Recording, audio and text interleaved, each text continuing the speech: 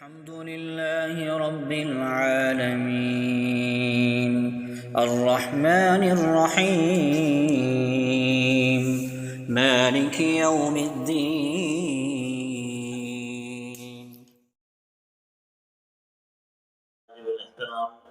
میرے عزیز دوستوں، بھائیوں، بزرگوں، آپ حضرات کے سامنے اللہ جل شانہ کے بابرکت کلام اور عظمتوں والی مقدس کتاب قرآن مجید فرقان حمید کے 2 مقامات سے تلاوت کی ہے، اور دونوں جہانوں کے سردار امام الانبیاء خاتم النبیین جناب حضور نبی کریم صلی اللہ علیہ وآلہ وسلم کی مبارک احادیث میں سے ایک حدیث بیان کی ہے۔ دعا کریں کہ رب کائنات مجھے اس کے مطابق حق و سچ اور صحیح بیان کرنے، اور اس کے بعد اللہ جل شانہ ہمیں ان باتوں پر عمل کی توفیق عطا فرمائے۔ اسلامی مہینہ شعبان کا چل رہا ہے، چونکہ شعبان کے متصل بعد جو اگلا مہینہ ہے وہ رمضان المبارک کا ہے۔ انبیاء علیہ السلام میں خاتم النبیین جناب حضور علیہ السلام میرے اور آپ کے پیغمبر 2 مہینے پہلے سے ہی ماہ مبارک کا تذکرہ اور ماہ مبارک کے لیے اہتمام فرماتے تھے، تو اسی مناسبت سے کچھ باتیں آپ حضرات کی گوش و گزار کی تھی کہ اس مہینے میں آپ علیہ السلام سے جو ایک عمل ثابت ہے وہ نفلی روزوں کا، اس سے متعلق جو 2-3 باتیں تھی وہ بیان ہو گئی ہے۔ اسی طرح شعبان کے مہینے میں 15ویں شعبان کی جو رات ہے اس سے متعلق بہت زیادہ لوگوں میں افراد و تفرید پائی جاتی ہے۔ بعض لوگ 15ویں شعبان کا بالکل سرے سے انکار کر رہے ہیں کہ 15ویں شعبان کے اتنے فضائل نہیں ہیں جو بیان کیے جا رہے ہیں، اور ایک طبقہ 15ویں شعبان سے متعلق فضائل حد سے زیادہ جو شریعت نے بتائی ہے اس سے بڑھ کر بہت ساری چیزیں اپنی طرف سے بتا رہے ہیں۔ تو اسی لیے بار بار آپ حضرات کے سامنے یہ بات ذکر کی جاتی ہے، اور گزشتہ جمعے بھی میں نے یہی بات کہی تھی کہ جو عمل جس درجے میں شریعت کی طرف سے ثابت ہے اسی درجے میں اگر رکھ کر ہم عمل کریں گے تو اس پر ہمیں ثواب ملے گا۔ ہم اگر شریعت کے بتائے ہوئے اصولوں سے ہٹ کر افراد و تفرید کی طرف جائیں گے تو وہ عمل جو ہے شریعت کے خلاف ہونے کی وجہ سے مقبول نہیں ہوگا۔ تو ہمیں عمل وہ کرنا ہے اور اس طریقے سے کرنا ہے جس طریقے سے شریعت سے ثابت ہے۔ تو اس لیے اعتدال کو ہمیشہ تھامے رکھنا چاہیے، اور امت محمدیہ کی جو خصوصیت ہے وہ بھی یہی ہے۔ قرآن کریم میں اللہ نے جو تعریف بیان کی ہے اس میں یہی ارشاد فرمایا ہے کہ یہ امت معتدل امت ہے، یعنی اس کے ہاں اعتدال ہے، نہ تو یہ امت افراد کی طرف جاتی ہے نہ تفرید کی طرف، کوئی بھی عمل ہو، اور ہمیشہ عمل اسی وقت جو ہے اللہ کی نظر میں ناپسندیدہ ہوتا ہے کہ جب وہ عمل شریعت کے اصولوں سے ہٹ کر کوئی کرتا ہے۔ تو اب الحمدللہ اہل سنت والجماعت علماء دیوبند کا ہمیشہ سے ہر عمل کے اندر یہی اصول رہا ہے کہ اعمال کے اندر توازن ہو، برابری ہو، اعتدال ہو، نہ حد سے بڑھ کر کسی کام کو کیا جائے نہ اس کو اس کے مقام سے گرایا جائے۔ اسی کا نام ملت ابراہیمی ہے پوری امت کا، اسی وجہ سے۔ اور اسی وجہ سے اہل سنت والجماعت علماء دیوبند کی جو خاصیت ہے وہ یہی ہے کہ انہوں نے ہمیشہ اعتدال کو لیا ہے اور اعتدال کے راستے پر قائم رہے۔ اس کی میں ایک مثال بتاتا ہوں کیونکہ وقت کم ہے۔ بعض لوگ محبت میں کسی کی تعریف کرتے کرتے ان کو اس کے درجے سے اٹھا کر خدا کے درجے تک پہنچا دیتے ہیں۔ جہلا ہوتے ہیں، سارے نہیں، یہ بھی یاد رکھیں۔ ہم نہ کسی کی وجہ سے کسی کے اوپر حکم لگا دیں کہ سارے ایسے کرتے ہیں، نہیں۔ جو کرتے ہیں وہ کیا کرتے ہیں؟ مثلا سرکار دو عالم صلی اللہ علیہ وسلم، اللہ کے نبی علیہ الصلوۃ والسلام سے جس کو محبت نہیں ہوگی وہ تو مومن ہی نہیں ہو سکتا ہے۔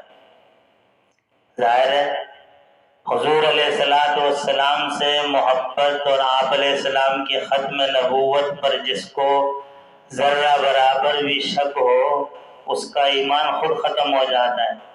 کسی اور کو اس کے اوپر انگلی سے بتانے کی ضرورت نہیں ہے کہ یہ آدمی مومن نہیں ہے، وہ خود اس کا ایمان ختم ہوتا ہے۔ اور کوئی آدمی حضور علیہ السلام کے ختم نبوت کے قانون کے اوپر انگلی اٹھاتا ہے تو اس کا بھی ایمان چلا جاتا ہے۔ ہمارے ہاں یہ بھی ایک پریشانی ہے کہ لوگ اپنے دنیاوی معاملات کرتے کرتے کرتے دینی معاملات کے اندر ٹانگ اڑانا شروع کر دیتے۔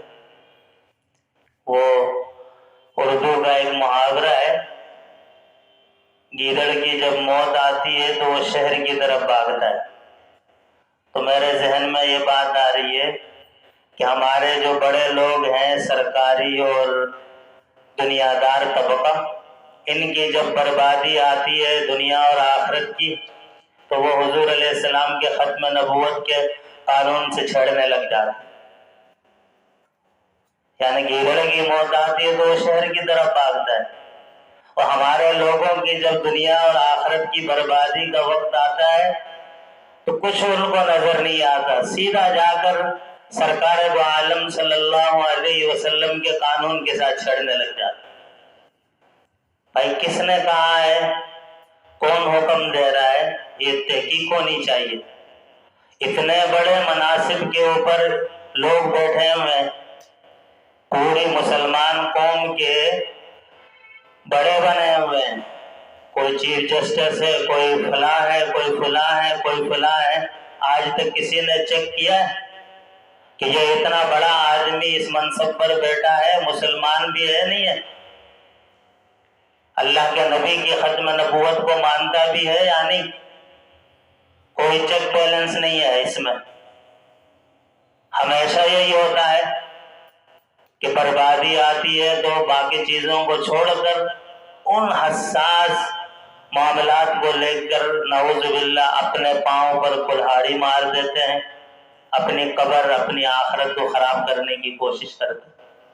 اب یہ چند دن پہلے ایسے ہی ہوا، کوئی چیف جسٹس ہے بدبخت، اس نے سنا ہے کہ اللہ کے نبی علیہ السلام کی ختم نبوت کا جو قانون ہے اور اسی طریقے سے ختم نبوت کے جو منکرین ہیں ان کے لیے مہربانیاں شروع کر دی۔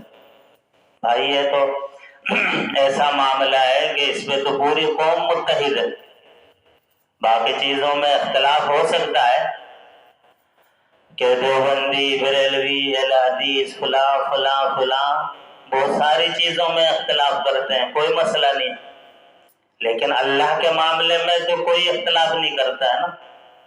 حضور علیہ السلام کی ختم نبوت کے معاملے میں تو کسی کو اختلاف نہیں ہے۔ قبر، آخرت اور یہ چیزیں ایسی ہیں کہ یہ تو مستند ہیں، یہ تو ہمارے عقائد سے تعلق رکھتی ہیں، لیکن بس ہمارے ہاں اس چیز کے اوپر کوئی پوچھنے والا نہیں کہ جی یہ اتنی بڑی، نعوذ باللہ یہی ایک عمل تو ہے ہمارے پاس، ورنہ ہم اپنی زندگی کو ذرا دیکھیں، اپنی حرکتوں کو ہم نوٹ کریں، پوری عالمی سطح پر ہم مسلمانوں کی زندگیوں کو ذرا دیکھیں تو ہماری زندگی مسلمان کہلانے کے بھی لائق نہیں ہے۔ ایک سے بڑھ کر ایک ہندوؤں کا وفادار ہے، ایک سے بڑھ کر ایک عیسائیوں سے شیخیت بگاڑنے میں لگے ہوں، ایک سے بڑھ کر ایک یہودیوں کی جو ہے تاسلیسی کرتے ہوئے نظر آتے۔ ادھر ہندو مسلمانوں کی تاریخی اور جو ہے مذہبی جو شناخت کی چیزیں ہیں، مساجد، ان کو ڈھا رہا ہے ہندو بنیا سر عام۔ بابری مسجد کو شہید کر کے وہاں پر مندر بنانے کا بھی اعلان کر دیا۔ حرام ہے جو کوئی ٹس سے مس ہوا۔ دھاندلی کے اوپر ماشاءاللہ ہر ایک کو فکر ہے، دھاندلی ہو گئی ہے۔ تو یہ جو ہمارے اسلام کا جو نظریے کا جو مسئلہ ہے، یہاں پہ کیوں کسی کی غیرت نہیں جاگتی؟ باہر ہندو بنیا کھلے عام جو ہے بابری مسجد کی جگہ مندر بنانے کے لیے سب کچھ اس نے اقدامات کر کے افتتاح بھی کر دیا۔ وہ مسلمانوں کے مذہبی معاملات کو چھیڑتے ہیں اور مذہبی معاملات کے اوپر ہر وقت ان فوکس رہتے ہیں، وہ ان کی نگاہ ہر وقت مذہبی معاملات پر ہے۔ اور ہمارے مسلمان جو کل تک مسلمانوں کے رہنما تھے، رہبر تھے، مقتدا پیشوا تھے، عرب کے لوگ، آج وہ نعوذ باللہ ان کو بلا کر ان کے سامنے سجدے کر رہے، ان کو بلا کر اپنے خرچے پہ مندر بناتے ہیں۔ اور اسی طریقے سے ادھر یہودی فلسطین میں مسلمانوں کے اوپر زمین تنگ کر کے رکھ دیا انہوں نے۔ بچے گھاس کھا رہے ہیں، سب نے دیکھا ہوگا، یہ کوئی ڈھکی چھپی چیزیں نہیں ہیں، ہر ایک کے سامنے ابھی یہ چیزیں آتی ہیں۔ تو وہ بچے گھاس کھا رہے ہیں اور ایک صاحب رو رہا تھا، اس نے کہا کہ میرا سب ختم ہو چکا ہے، یہ دو چھوٹے معصوم بچے ہیں امت مسلمہ سے۔ وہ کہہ رہا تھا کہ مجھے ان کی بمباریوں سے تو میں بچ گیا، ان کے میزائلوں سے تو میں بچ گیا ہوں، لیکن کھانا میں کہاں سے کھاؤں؟ میں اب بغیر کھانے کے، بغیر ان کو کچھ دینے کے یہ ختم ہو جائیں گے۔ یعنی پوری امت مسلمہ کی من حیث الامت حالت دیکھی جائے تو ان کے پیچھے لگے ہوئے ہیں، یہود و نصارہ اور ہندوؤں کے ان معاملات کے اندر۔ اور پھر ہمارے ملک میں بھی ایسے لوگوں کو لا کے بٹھا دیتے ہیں کہ وہ نعوذ باللہ حضور علیہ السلام کی ختم نبوت کے اوپر انگلیاں اٹھاتے ہیں۔ بہرحال اللہ رحم فرمائے، یہ ایسے معاملات ہیں کہ اس کی وجہ سے اللہ کا غضب ہم پر ٹوٹ پڑ سکتا ہے۔ خیر یہ تو اللہ کا غضب ہی ہے، یہ جو مہنگائی ہے اور اسی طریقے سے عوام اور پبلک جو پس رہی ہے، یہ اللہ کا عذاب ہی ہے، عذاب کی ایک شکل ہے۔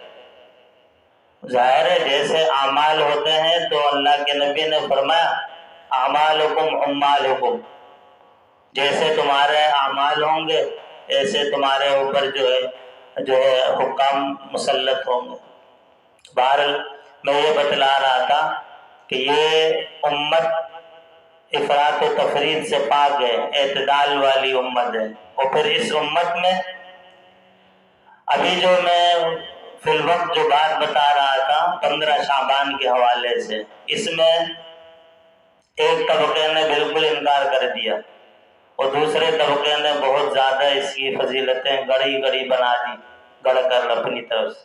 یہ غلط ہے۔ جتنا شریعت کی طرف سے ہمارے سامنے جو ہے حوالے ہیں، دلائل ہیں، اتنا ہم نے عمل کرنا ہے۔ تو میں بات یہ بتلا رہا تھا کہ اہل سنت والجماعت میں علماء دیوبند وہ طبقہ ہے کہ جو اعتدال کے راستے میں قائم، نہ کسی کو اس کے درجے سے بڑھا کر اٹھاتے ہیں، نہ کسی کو اس کے درجے سے مقام سے گراتے ہیں۔ تو میں ایک مثال بتا رہا تھا کہ مثلا اللہ کے نبی علیہ الصلوۃ والسلام کائنات میں اللہ کے بعد اگر کسی کا مقام ہے تو وہ اللہ کے نبی علیہ الصلوۃ والسلام ہے. یہ مسلمانوں کا عقیدہ ہے، اس کو یاد رکھیں. لیکن کوئی آدمی محبت میں یہ کہہ دے کہ اللہ کے نبی سے میں اتنی محبت کرتا ہوں کہ اللہ کے نبی کو سب غیب بھی معلوم، اللہ کے نبی ساری مشکلوں کو حل کرنے والے مشکل کشا بھی ہیں، تو یہ چیز انسان کی ایمان کو خراب کرنے والی. کیوں؟ بھائی اللہ کے نبی کا مقام اللہ کے بعد پوری کائنات میں سب سے بڑا ہے، لیکن بڑائی بیان کرتے ہوئے ایسا نہیں کرنا ہے کہ اللہ کی صفات کو ہم نبی کے ساتھ لگا دیں. اگر نبی سب غیب جانتے ہیں تو خدا کا کیا کام ہے پھر؟ نعوذ باللہ. پھر اللہ اور نبی میں فرق کیا رہا؟ یعنی اللہ نے اپنی خدائی نبی کو دے دی تو پھر اللہ جل شانہ کیا کرے گی؟ میرے دوستو، محبت کو سمجھیں. کسی کو اس کے مقام سے بڑھانا یا گرانا یہ افراط و تفریط ہے. اعتدال، درمیانہ راستہ. اور یہ اہل سنت والجماعت علماء دیوبند کا خاصہ یہی ہے. ان کی جو خاصیت ہے اور خوبی ہے وہ یہی ہے کہ ان کے ہاں اعتدال ہے. حد سے بڑھنا بھی نہیں ہے، حد سے گرانا بھی نہیں. اب آتے ہیں دوسری طرف. ایک طبقے نے کہا کہ نبی انبیاء جتنے ہیں جب یہ انتقال ہو جاتے ہیں تو یہ مٹی ہو جاتے. تو اہل سنت والجماعت نے ان دونوں کے درمیان اعتدال کا راستہ نکالا. کہا کہ بھائیو، آپ نے نبی کو بڑھا کر خدا کے درجے تک پہنچایا، یہ غلط ہے. یہ عقیدہ رکھو کہ اللہ کے بعد کائنات میں سب سے افضل اللہ کے نبی ہیں، لیکن غیب جاننا، حاجت روا اور یہ ساری چیزیں اللہ کی صفات ہیں، نبی کی نہیں ہے. اہل سنت نے، علماء دیوبند نے یہ عقیدہ لوگوں کو دیا اور ان کو یہ سمجھایا، اور دوسروں سے کہا کہ بھائی یہ جو تم نے کہا کہ اللہ کے نبی یا انبیاء انتقال کر جاتے ہیں تو مٹی ہو جاتے ہیں، یہ غلط ہے. انبیاء علیہ السلام اپنی قبروں کے اندر زندہ ہوتے ہیں، ان کو اللہ جل شانہ رزق بھی دیتے ہیں، سب کچھ ہوتا ہے. کس طرح زندہ ہوتے ہیں یہ ہمیں پتہ نہیں ہے، نہ اللہ نے نہ اللہ کے نبی نے بتایا. یہ درمیانہ راستہ ہوا. نہ یہ ہوا کہ ان کو مشکل کشا اور حاجت روا، نہ یہ ہوا کہ ان کو نعوذ باللہ یہ کہنا کہ مٹی ہو گئے. نہیں، زمین پر حرام ہے کہ انبیاء کے جسموں کو کھائے، نہیں کھا سکتی، اجازت نہیں ہے. اسی طرح میرے دوستو ٹائم تقریباً ختم ہو گیا. آخری جو بات بتانی تھی وہ میں بتا دیتا ہوں. بعض نے 15ویں شعبان کا بالکل انکار کر دیا، اور بعض نے بہت ہی اس کے اندر غلو کر کے بعض جگہوں میں کہا گیا کہ بھائی 15ویں شعبان جو شب برات ہے اس کی فضیلت بالکل اسی طرح ہے جس طرح شب قدر کی ہوتی ہے. نہیں، میں غلط. لیلۃ القدر وہی شب قدر، لیلۃ القدر کے بارے میں کہا کہ اس کے برابر ہو. نہیں، ایسا نہیں ہے. اس کے بارے میں اتنی فضیلت ہے کہ یہ 15ویں شعبان کی رات کے بارے میں احادیث ہیں کہ یہ فضیلت والی رات ہے، لیکن اس میں اپنی مرضی ہے، آپ کوئی سی بھی عبادت کریں. نفل کے اندر یہ اختیار ہوتا ہے، اور زیادہ نفل کے اندر فائدہ یہ ہوتا ہے کہ کہیں پر بھی آپ تنہائی میں خاموشی سے اللہ سے راز و نیاز کریں. تنہائی میں اللہ کے پاس رو لیں، گڑ گڑا لیں، معافی مانگ لیں اللہ سے. یہ ہے نفل. لیکن اب نفل کو ہم اٹھا کے کچھ اور بنا دیں گے، اعلانات کرنا شروع کر دیں کہ بھائیو 15ویں شعبان کو جاگنا ہے، نمازیں بھی جماعت سے پڑھنی ہے، اور یہ چیز پھر اصول کے خلاف ہو جاتی ہے. اسی کو کہتے ہیں افراط و تفریط. دوسروں نے کہا کہ اس کی کوئی فضیلت ہی نہیں ہے.